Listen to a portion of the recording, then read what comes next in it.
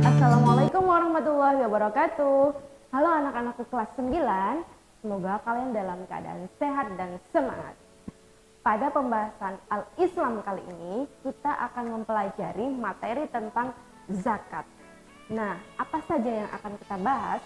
Yang pertama adalah tentang pengertian zakat, yang kedua adalah hukum zakat, dan yang ketiga tentang pembagian zakat.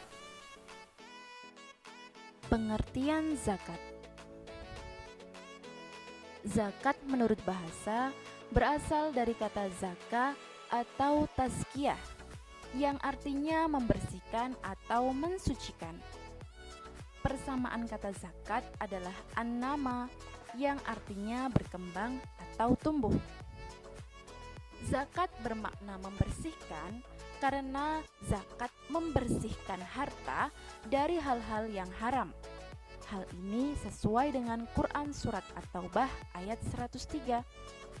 Sedangkan zakat bermakna tumbuh dan berkembang karena dengan mengeluarkan zakat, harta menjadi tumbuh subur atau berkembang banyak. Hukum zakat. Zakat adalah salah satu rukun Islam, maka zakat hukumnya wajib bagi orang Islam yang telah memenuhi syarat-syaratnya. Hal ini berdasarkan perintah Allah di dalam Quran Surat An-Nisa ayat 77. Wa aqimus sholata wa atuz zakata. Artinya, dirikanlah sholat dan tunaikanlah zakat. Karena zakat bersifat wajib, maka orang yang tidak menunaikan zakat mendapatkan ancaman dari Allah Subhanahu wa Ta'ala berupa siksaan yang pedih di akhirat. Yang pertama, harta benda yang wajib dizakati kemudian tidak dizakati, maka harta benda tersebut akan dipanaskan kemudian dibuat untuk membakar dahi, lambung, dan punggung mereka yang tidak mau membayar zakat di neraka. Hal ini sesuai dengan Quran Surat At-Taubah ayat 34 sampai 35. Yang kedua, ancaman bagi orang yang tidak mau menunaikan zakat adalah harta benda yang wajib dizakati, kemudian mereka tidak mengeluarkan zakatnya, maka harta benda tersebut akan dikalungkan di leher mereka suatu saat nanti di neraka. Hal ini sesuai dengan Quran Surat Ali Imran ayat 180.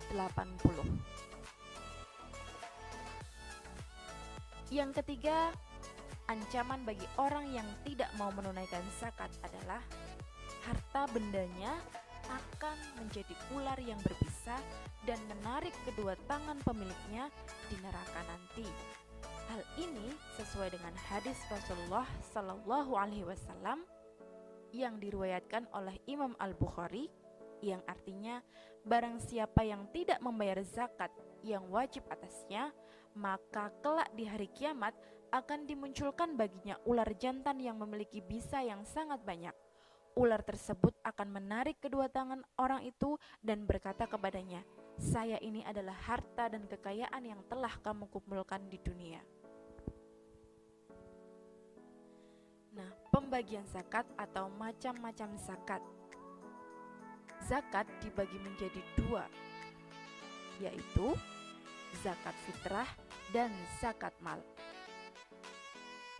Zakat fitrah adalah zakat yang wajib dikeluarkan oleh orang Islam, baik laki-laki atau perempuan, kecil atau dewasa, budak atau merdeka, yang memiliki kelebihan bagi keperluan dirinya dan keluarganya di hari raya Idul Fitri. Adapun hikmah menunaikan zakat fitrah adalah sebagaimana yang disabdakan oleh Rasulullah dari Ibnu Abbas radhiyallahu an. Ia berkata, Rasulullah Shallallahu alaihi wasallam mewajibkan zakat fitrah untuk membersihkan orang yang berpuasa dari perkataan sia-sia dan perkataan kotor, dan sebagai makanan bagi orang-orang miskin. Barang siapa yang menunaikannya sebelum sholat Idul Fitri, berarti ini merupakan zakat yang diterima. Dan barang siapa yang menunaikannya setelah sholat Idul Fitri, berarti hal itu merupakan sedekah biasa. Hadis riwayat Abu Dawud, Ibnu Majah, dan Daruqutni. Ketentuan zakat fitrah. Zakat fitrah dibayarkan boleh mulai awal bulan Ramadan sampai penghabisan waktu Ramadan. Namun lebih afdolnya adalah menjelang Idul Fitri, yaitu di waktu maghrib sebelum hari raya Idul Fitri. Nah, zakat fitrah dikeluarkan sebanyak 1 sok atau sama dengan 3,5 liter. Jika dikonversikan dengan timbangan di Indonesia, maka 1 sok itu sama dengan 2,5 kg beras atau gandum atau kurma atau anggur, keju, dan lain-lain yang memang dianggap sebagai makanan pokok. Berikutnya adalah zakat mal. Zakat mal adalah zakat harta, baik berupa emas, perak, binatang ternak, uang, dan sebagainya. Nah, harta yang wajib dizakatkan di dalam zakat mal itu ialah yang pertama binatang ternak, yang kedua emas dan perak, yang ketiga makanan dari jenis biji-bijian, yang keempat buah-buahan, yang kelima harta perniagaan, yang keenam harta terpendam atau disebut sebagai rikas, dan yang ketujuh adalah penghasilan atau gaji atau disebut sebagai zakat profesi. Nah, anak-anak, tadi kita sudah mempelajari tentang apa itu zakat dan bagaimana cara menunaikan zakat sesuai dengan pembagian zakat itu sendiri. Nah, semoga kita bisa melaksanakan dalam kehidupan sehari-hari sehingga harta yang kita konsumsi itu sudah benar-benar bersih dari hak orang lain. Semoga bermanfaat. Sampai jumpa di pertemuan selanjutnya. Assalamualaikum warahmatullahi wabarakatuh.